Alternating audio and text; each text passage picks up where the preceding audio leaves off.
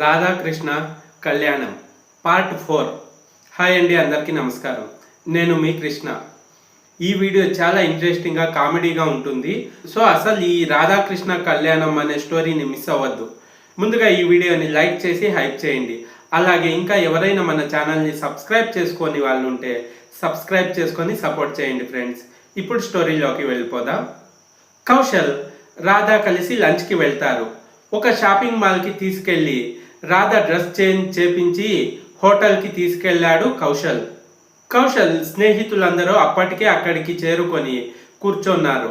వారిలో 4 అబ్బాయిలు 2 అమ్మాయిలు ఉన్నారు. కౌశల్ వచ్చి అందరికీ హాయ్ చెప్పి కూర్చున్నాడు. రాధ అతని పక్కన కూర్చోంది.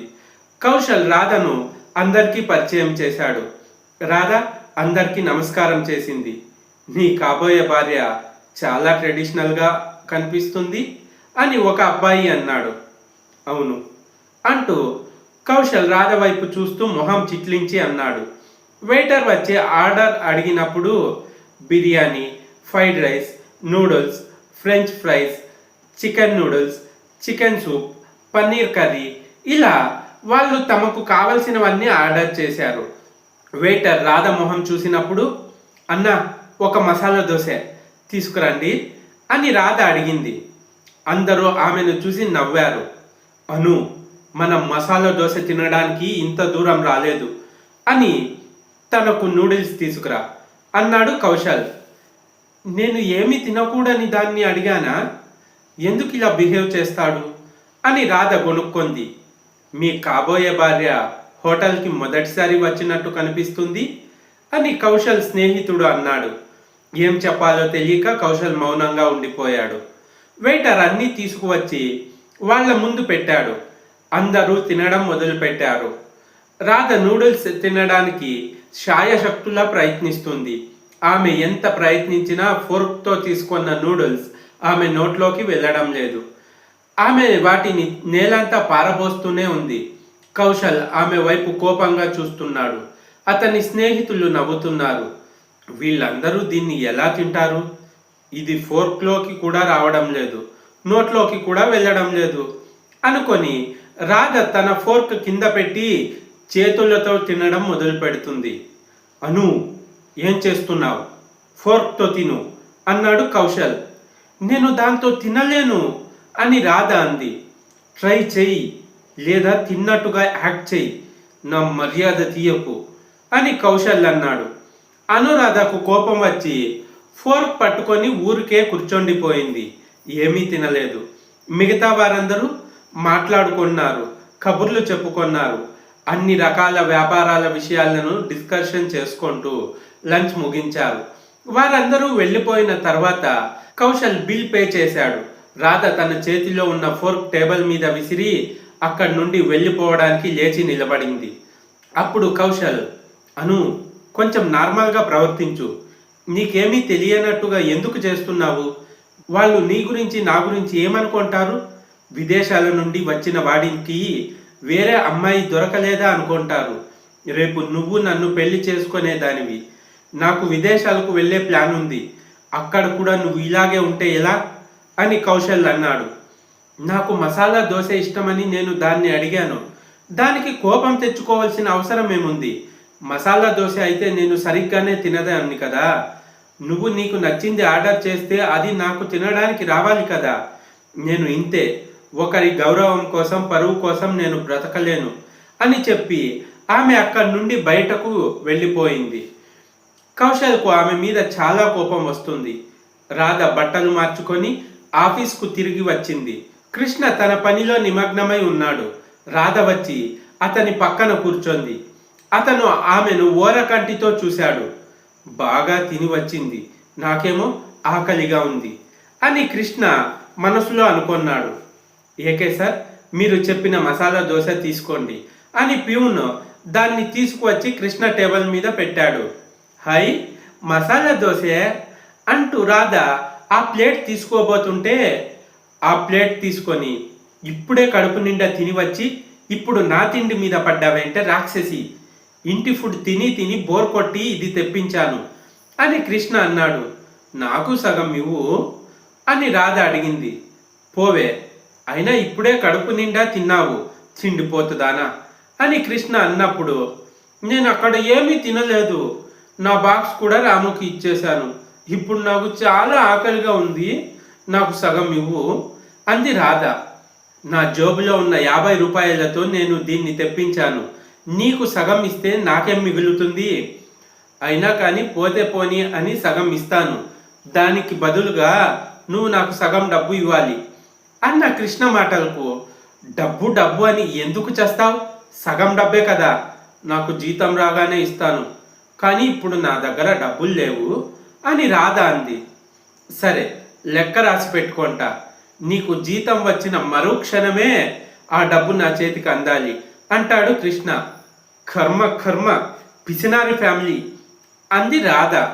నువ్వు కూడా అదే ఫ్యామిలీ, అది మర్చిపోవద్దు, నీకు ఫ్రీగా తినిపించడానికి నేను నిన్నేమైనా పెళ్లి చేసుకుంటున్నానా, నేను నిన్ను పెళ్లి చేసుకుంటుంటే మీ నాన్న నాకు ఇచ్చే కట్నంలో దీన్ని లెక్క కూడా వేసుకునేవాడిని, నువ్వేమో ఫారిన్ పీస్ని పట్టావు, జాలీ లైఫ్, మేము అలా కాదు, ఇంకా అమ్మాయి సెట్ కావాలి, ఆమె నా లవ్ యాక్సెప్ట్ చేయాలి, తర్వాత తనకు అట్లీస్ట్ ఒక చాక్లెట్ కొనివ్వాలి అన్న డబ్బులు ఉండాలి కదా, అందుకే నువ్వు నాకు డబ్బులు ఇస్తానని పేపర్లో రాసి ఇస్తే తర్వాత నీకు సగం దోశ ఇస్తాను అని కృష్ణ అన్నాడు. నువ్వు ఒకడివి, అది కూడా రాసివ్వాలా అని ఆమె ఒక పేపర్పై రాసి సంతకం చేసి ఇచ్చింది. ఇప్పుడు ఈ మసాలా దోశను సరిగ్గా సగానికి కట్ చేయి అని కృష్ణ చెప్పగానే రాధ దాన్ని సమానంగా కోసి అతనికి సగం ఇచ్చింది. తను కూడా తింటుంటే పొలమారుతుంది. మెల్లిగా తినవే అంటూ తల మీద 2 సార్లు కొట్టి, ఇదిగో కొంచెం నీళ్లు తాగు అని కృష్ణ నీళ్ళ బాటిల్ను రాధ ముందు పెడితే, వద్దొద్దు, నువ్వు దీనికి కూడా చార్జ్ చేస్తావు అంటూ ఆమె నెమ్మదిగా తినడం మొదలుపెట్టింది. అది తెలివైన ఆలోచన అని కృష్ణ చెప్పి తను కూడా తినడం మొదలుపెట్టాడు. సాయంత్రం 6 గంటలకల్లా అందరూ ఇళ్లకు వెళ్ళిపోయారు. కౌశల్కు రాధ మీద కోపంగా ఉండడంతో అతను ఆమెతో మాట్లాడకుండానే ఇంటికి వెళ్ళిపోయాడు. రాధాకృష్ణ, పని పూర్తి కాకపోతే రేపు ఉదయం వచ్చి పూర్తి చేయండి, ఇప్పుడు ఇంటికి వెళ్ళండి అని రాజశేఖర్ అనగా, ఇంకొంచెం సేపు అన్నాడు కృష్ణ. సరే అంటూ రాజశేఖర్ ఇంటికి వెళ్ళాడు. రేపు ఉదయం వచ్చి ఈ పని చేసి ఉండొచ్చు కదా, ఎందుకు కంప్లీట్ చేసే పోతామన్నావు, ఈ ఆఫీస్ మొత్తంలో మనమిద్దరమే ఉన్నాం, నాకు భయంగా ఉంది అంది రాధ. నీకు భయంగా ఉందా, ఆ భయానికే నిన్ను చూస్తే భయం వేస్తుంది, ఊరికే అటు ఇటు తిరగకుండా ఆగు, అయిపోయింది అంటూ అతను తన పనిలో లీనమైపోయాడు. చాలాసేపు తర్వాత 8 గంటలయింది అంది రాధ. ఇదిగో అయిపోయింది అంటూ ఈ ఫైల్ తీసుకెళ్ళి కౌశల్ టేబుల్ మీద పెట్టు, నేను కంప్యూటర్ షట్ డౌన్ చేస్తాను అని అన్నాడు కృష్ణ. రాధ ఫైల్ తీసుకొని కౌశల్ టేబుల్ మీద పెట్టి తన తండ్రికి ఫోన్ చేసి, నాన్న పని అయిపోయింది, కారు పంపించు అని రాధ చెప్పింది. కారు లేదు, ఏమీ లేదు, పని చేయకుండా అక్కడ పోట్లాడుకుంటూ కూర్చున్నావా, నడుచుకుంటూరా, అదే నీకు పనిష్మెంట్ అని అశ్వత్ చెప్పి ఫోన్ పెట్టేశాడు. ఇటు మహేంద్ర కూడా అదే విషయాన్ని కృష్ణతో చెప్పాడు. వారిద్దరూ ఆఫీస్ నుండి బయటకు వచ్చారు. అయ్యో వర్షం వస్తుందే, ఇప్పుడు ఎలా వెళ్ళాలి అని రాధ ఆమె నడుము మీద చెయ్యి పెట్టుకొని అడిగింది. ఆ వర్షపు నీటిలో ఈత కొట్టుకుంటూ వెళ్ళు అని కృష్ణ అన్నాడు. వెళ్ళి ఆటో తీసుకొనిరా అని రాధ అనగానే, ఆ మాట వెళ్ళి నిన్ను కట్టుకునేవాడికి చెప్పు, నాకు కాదు, నాకే ఆర్డర్ వేస్తుంది రాక్షసి అని కృష్ణ అన్నాడు. ఇంతలో ఎదురుగా వస్తున్న ఆటోకి వాళ్ళిద్దరూ చేయి ఊపారు. ఆటో డ్రైవర్ ఆటో ఆపి, ఎక్కడికి అని అడిగాడు. అన్నా ఆర్కే నగర్ అని రాధ చెప్పింది. అన్నా బీకే నగర్ అని కృష్ణ అన్నాడు. రెండు వేరు వేరు దిక్కుల్లో ఉన్నాయి, ఎవరైనా ఒకరు రండి అని ఆటో డ్రైవర్ అన్నాడు. నేను వస్తానన్నా అంటూ రాధ ఆటో ఎక్కబోయింది. అన్నా నేను వస్తాను, తను వేరే ఆటోలో వెళ్తుంది అని కృష్ణ అన్నాడు. హే, నువ్వు వేరే ఆటోలో వెళ్ళొచ్చు కదా అంది రాధ. ఎందుకు, నువ్వే ఇంకో ఆటోలో వెళ్ళు అని కృష్ణ అన్నాడు. ఈ వర్షంలో ఆటో కోసం ఎక్కడికి వెళ్ళాలి అని రాధ అడిగింది. నేనెక్కడికి వెళ్ళాలి అని కృష్ణ అన్నాడు. సరే, మనమిద్దరం ఆటో ఎక్కుదాం. ముందు మా ఇంటికి వెళ్ళి ఆ తర్వాత నిన్ను వదిలేయమని చెప్పు అంది రాధ.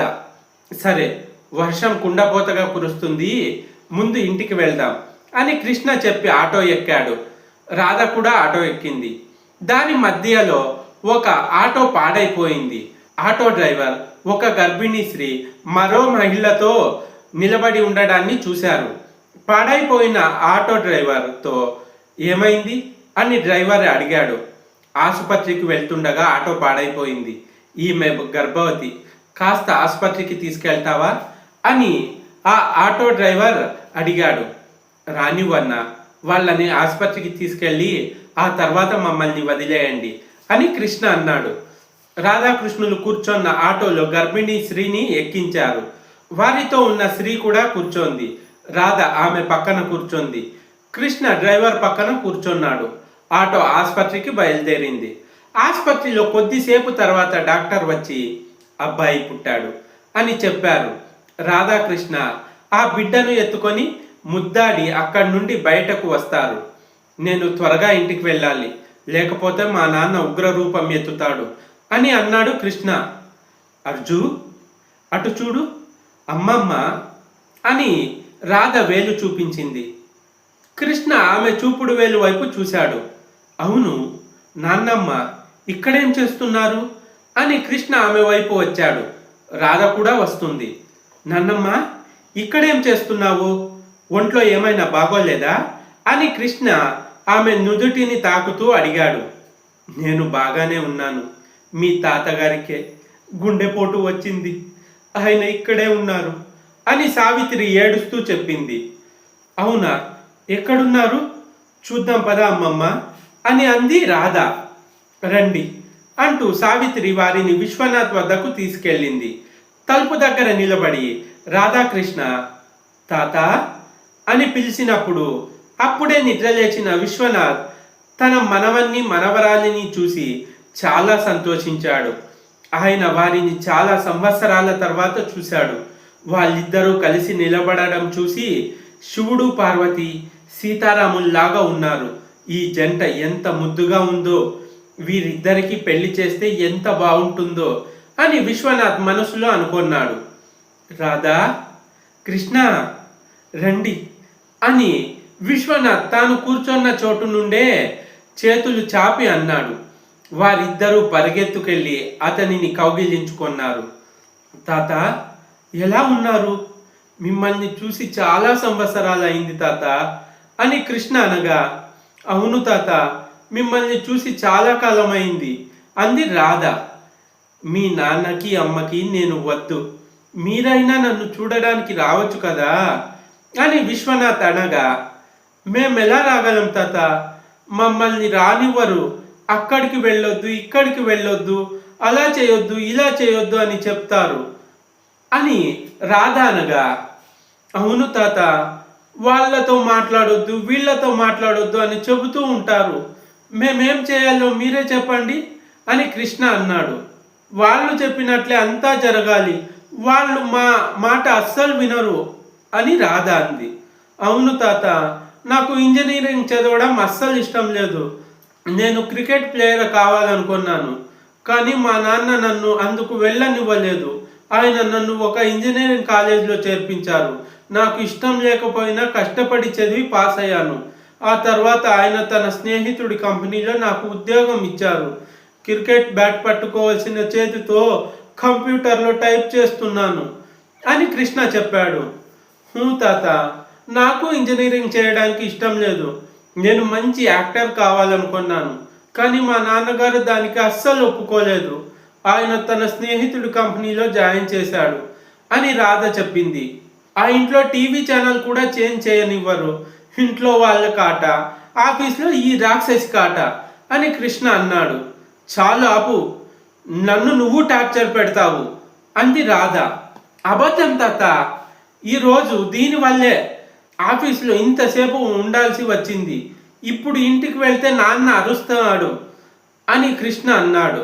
తాత, వీడు అని రాధ ఏదో చెప్పడానికి వచ్చినప్పుడు చాలు చాలు, మీరిద్దరూ చాలా ఎక్కువగా గొడవ పడుతున్నారు, ఎందుకు ఇంత గొడవ పడుతున్నారు, కలిసి ఉండలేరా అని సావిత్రి అనగా, దీనితోనా కలిసి ఉండడమా, ఇది నా పాలిట రాక్షసి, ఊరికే మాట్లాడుతూనే ఉంటుంది, ఇంకొన్ని రోజులు అంతే, తర్వాత ఇక్కడి నుండి వెళ్ళిపోతుంది అని కృష్ణ అన్నాడు. ఎక్కడికి అని విశ్వనాథ్ అడిగాడు. పెళ్లి చేసుకొని విదేశాలకు వెళ్తుంది, పాపం ఆ కౌశల్ని దేవుడే కాపాడాలి అని కృష్ణ అన్నాడు. పెళ్లి ఫిక్స్ అయిందా అని విశ్వనాథ్ సావిత్రి ఇద్దరూ ఒకేసారి అడిగారు. రాధకి మరొకరితో పెళ్లి ఫిక్స్ అయిందని తెలుసుకున్న విశ్వనాథ్ సావిత్రి ఏం చేస్తారు, నెక్స్ట్ పార్ట్లో తెలుసుకుందాం. ఈ వీడియో ఎలా ఉందో కమెంట్ చేసి, స్టోరీ నచ్చితే లైక్ చేసి హైప్ చేయండి. అలాగే మన ఛానల్ను సబ్స్క్రైబ్ చేసుకొని సపోర్ట్ చేయండి friends. Thanks for the watching.